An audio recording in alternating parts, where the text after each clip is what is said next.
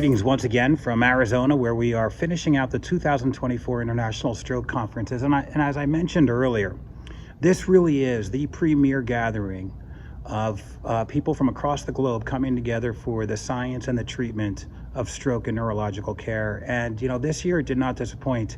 There was a lot of energy, a lot of opportunities for networking, a lot of collaboration opportunities, and you could see it in the hallways and in the meeting places. People just gather and they like to talk and look for opportunities to improve stroke care together. A few takeaways coming out of this, I think one of them is disparities are still key in stroke.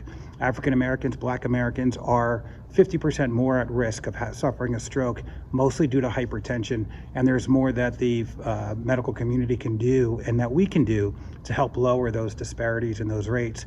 Secondly, artificial intelligence, AI, is really going to be key going forward in stroke treatment, as well as identifying strokes. And that could be really helpful in some of these under-resourced areas like rural communities. So keeping an eye on that.